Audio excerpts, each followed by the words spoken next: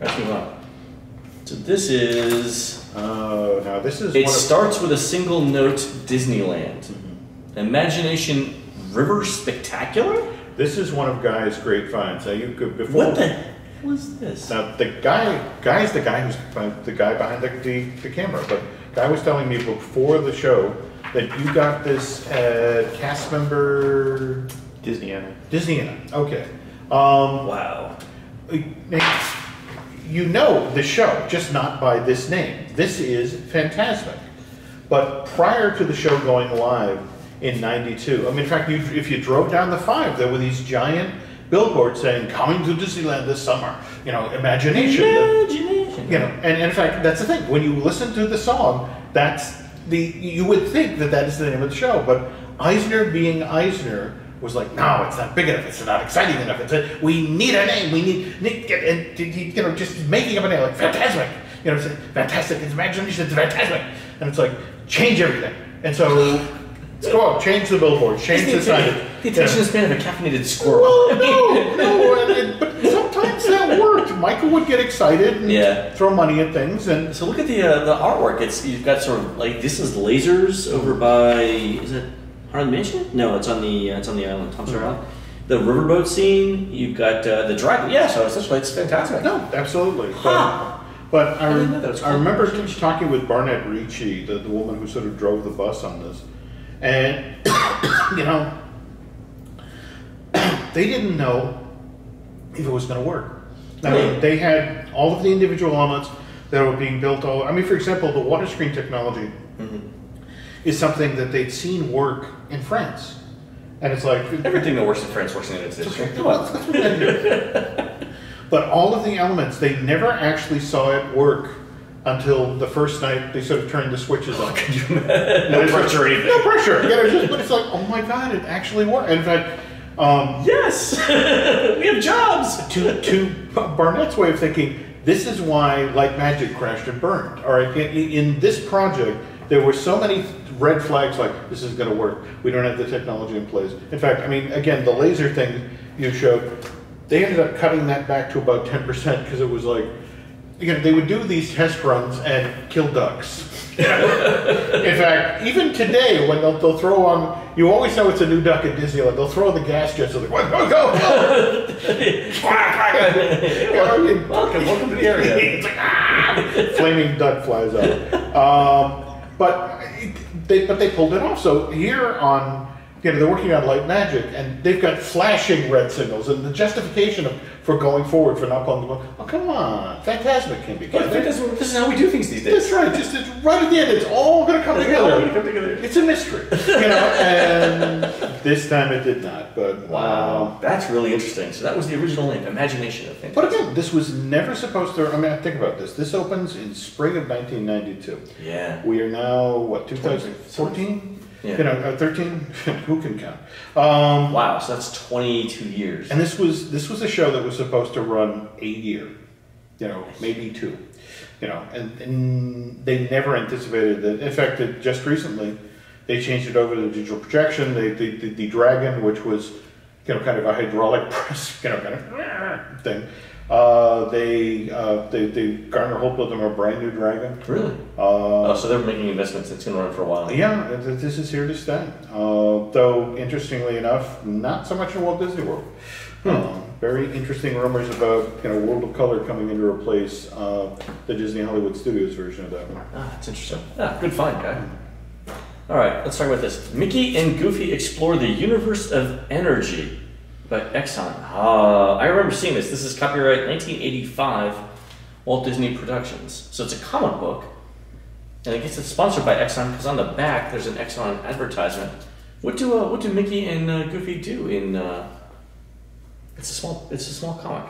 What do they do? They are honoring that part of Exxon's sponsorship contract with the Walt Disney Company. Thank you, guys. Yeah, when they. You know, when they were trying to get people to come on board to sponsor Epcot, I mean, the key difference, I mean, when Walt Disney was in charge of the company, when he was alive, Walt could go into a meeting with RCA, could go in with, and, you know, he would, and the executives would tell them about what sort of show they wanted in the park and what sort of message they want to put across. And Walt was able to go, look, don't worry about it. You're associated with Disneyland. We have this great reputation. We're going to do a much softer sell. It'll be better for you in the long run. Yeah. But when Walt died, you know, there was no kindly father figure to then send into these corporate boardrooms who had, you know, the ability to like, look, calm down. The gravitas to sort of say, yeah, we got it. So you ended up with things like this, like, gosh, you know, look, energy. You know, it just, you ended up with these ham-handed, you know, promotional efforts, or you ended up with the way that so many of the Epcot pavilions ended up, where it's like, coal, oil is wonderful, solar, not so much. You know, it's very controversial. That line is actually, I think, still in the not solar. Is it nuclear that's still controversial? No. Still in the attraction. But no, you God forbid. Everybody, all of the Epcot pavilions, at least for opening, you know, they had these. Well, similar efforts, just you know, because again, it was a quid pro quo that they had come on board. They were sponsoring this thing for Disney. In turn, they wanted Disney's characters and Disney's name associated with the brand. Wow. Yeah. So what's have you read the comic book? Yeah, a while ago. What's in it? What do they do? They go to see the dinosaurs and go to fill the energy things, and That's just a ride through the. yeah, basically, yeah. Interesting. By the way, we're breaking the fourth wall here on doing it. Look at that. Explore the universe of energy. Wow, I'd love to read this. well, they handed out 1 billion copies of it. Yeah, so you know. But it's also by the Walt Disney Educational Media Company. Well, there you go. These aren't comic books. No, this is educational media. That's right. This is tax breaking or something. I wish I had that. Like, give me that comic book. That's not a comic book. That's educational media. Look right there. Look, it says it. That's right. Who knows better? You or the guy that wrote it? So, no, I again, in fact, that's what cracked me up recently. That somebody was talking about how, you know, that how offended they were that they've skinned the monorails and they're now going through Epcot and promoting movies and, you know, disrupting this sacred space that is Future World. It's like, sacred space. From day one, it's like Exxon, AT&T, Kraft Foods. It wasn't so overt. Yes, it was. No, God, it was right from the get-go. Right from the get-go. All right, let's talk about this button. It is the, oh sweet Jesus, it is what I think it is. June 18th, 19th, 20th, 21st of 1992, the first annual Teddy Bear Classic. Actually, I think we were, my ex and I were actually living. It's Teddy Bear from. It is, and in fact, what was the really cool collectible item from that is they actually did a plush version of Teddy Bear. What was the idea? What was it? Was it really celebrating like the? Was it the opening? Well, no. It actually, what the Teddy Bear Classic was an attempt at creating an event for teddy bear collectors. I mean, much the way as doll collectors, that sort of thing. Got it. And so, wow, that's a reach. Well, you know, and the fact that I think they only had a year or two after that before it. This was, I guess, in the weird sort of way where we live in this age, where you look at Epcot, where they've managed to, you know, carve out a chunk of the year. In fact, the new science fair now, is that officially going forward now? In January?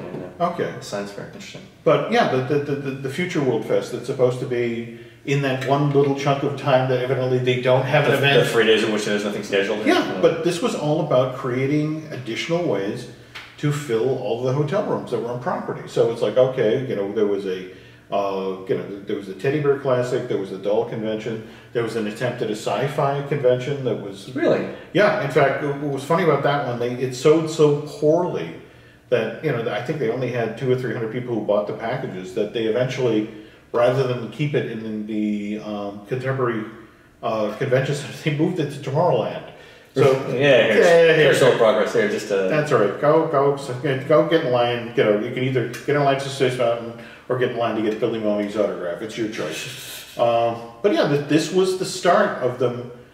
You know, every day in the calendar thing. Yeah, because again, you had added so much inventory in regard to hotel rooms. Yeah. You had to artificially create these events that filled those rooms, and so it was like it's like, look at the calendar, break it down to 365 days. What are we doing to bring people here? Every 4 weeks or so. That's really interesting. So this is the first attempt at it. Yep. Nice. Interesting. So. All right, last thing on the list.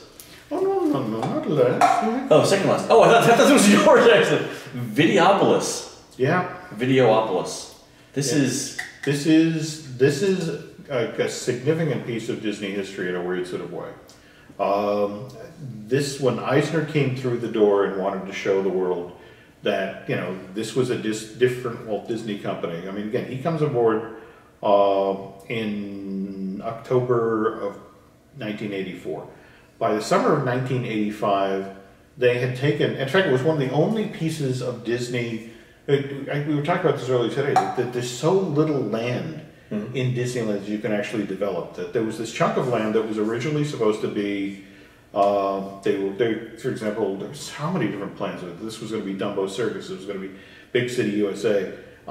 They turned it into a dance club. They turned it into a place where those young kids could go and dance to their videos.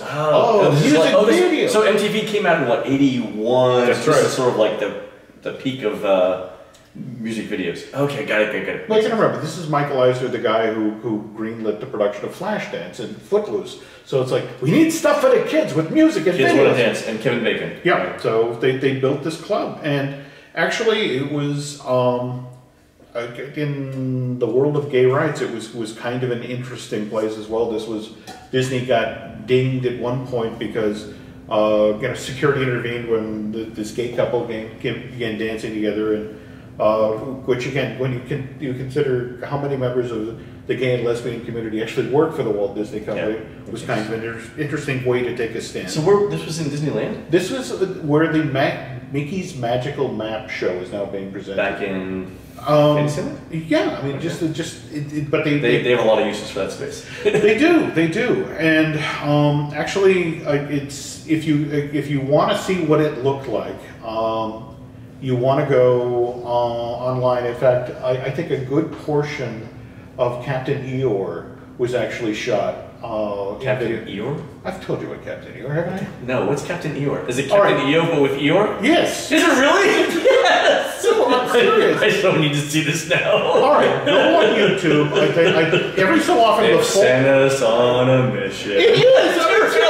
Seriously, you've nailed it. All right, but it's Eeyore with the Michael Jackson hair, with and inside the outfit there is a cast member who can actually dance, because every so often Eeyore actually has to be Michael Jackson. So it's Eeyore moonwalking, it's Eeyore crotch grabbing. It's just like I don't think that sentence has ever been uttered in the English language, but okay, go ahead. But no, it's wow. But Captain Eeyore.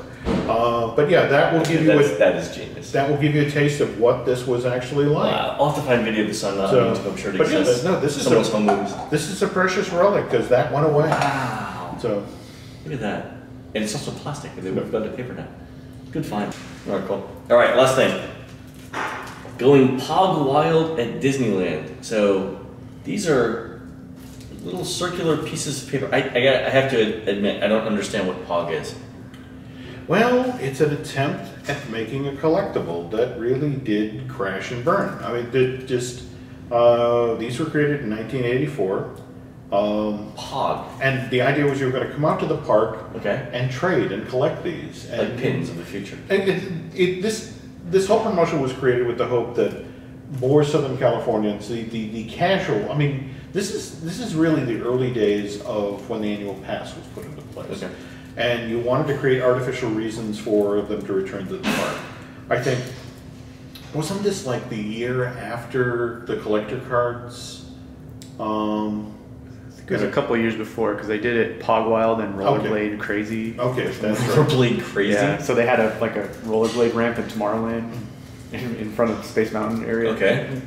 That's not dangerous at all. No, but this was all about bringing guests back to the park. Whether you had you pick up this initial set, there would be other Pogs that would be offered on a weekly basis. But it was all about getting the Southern California locals, the people who live within 30 miles of the park, because again, look, limited edition Pogs. Spring '94. Yeah. Pog World Pog Federation. And the irony is we're now in this place where Disney is actually trying to figure out how they can actually get fewer annual pass holders and kind of discourage them from going out to the park because, between the fact that your typical annual pass holder will drive to the park in a car by themselves and take up a whole space in the parking structure. Sure. Whereas an actual family that's coming up to do Disneyland, there's 5 or 6 of them in the car. Oh, right, yeah. More consumers. Yeah, and I don't know, it's this weird place where Disney loves the annual pass holder money, but they're such a pain in the ass. Yeah, they don't want them to be in the park. It's like, nothing personal, could you just give some money and stay home? What works best for us is the following plan. you send us a check and never come here.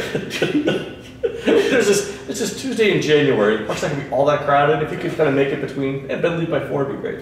But yeah, I mean, so they did cards after this, and then of course they did pins, which turned out to be hugely popular. Yeah. So this was the pre-pin. Yep. This was the proto-pin. Yep. And and now they still continue to search. The weird sort of thing is they're looking for that thing that people would really, really, really be excited about, but the day guests, not necessarily the annual pass holders.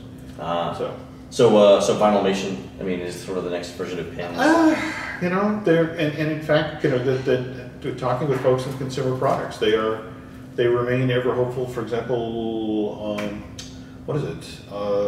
Disney Infinity, which literally we're in pre-launch mode on that. So that's the video game that you can buy actual things for it too, right? And somewhere lurking in the bushes behind, the set that celebrates Phineas and Ferb and the set that celebrates, Lone Ranger and all that, there are Disney theme park Disney Infinities planned. Really? So, for example, you can get the 3 hitchhiking ghosts from the Haunted Mansion. Right. You can get the Pirates from Pirates of the... In fact, that's the one that Kirk went, and we're going to do Pirates of the Caribbean. You mean different from the Pirates of the Caribbean movie set with Johnny Depp? Yes! So, it's like, okay. All right, you say so. All right, you go ahead. This is fantastic. So this is the early attempt at collectibles. That's right. And apparently there's a game involved too. And the irony is that it is now finally collectible. Now it is. It only took 20 years. Later. Yeah. That guy collected it, so good for you guys. Cool. So. Awesome. Great episode. This is a lot of fun. All right. For Jim, this is Len. Thanks for watching us on this video edition of the Unofficial Guide Disney Edition podcast with Jim Hill. Please go on to YouTube and iTunes and rate us and let us know what you'd like to see next. For Jim, this is Len. We'll see you on the next show.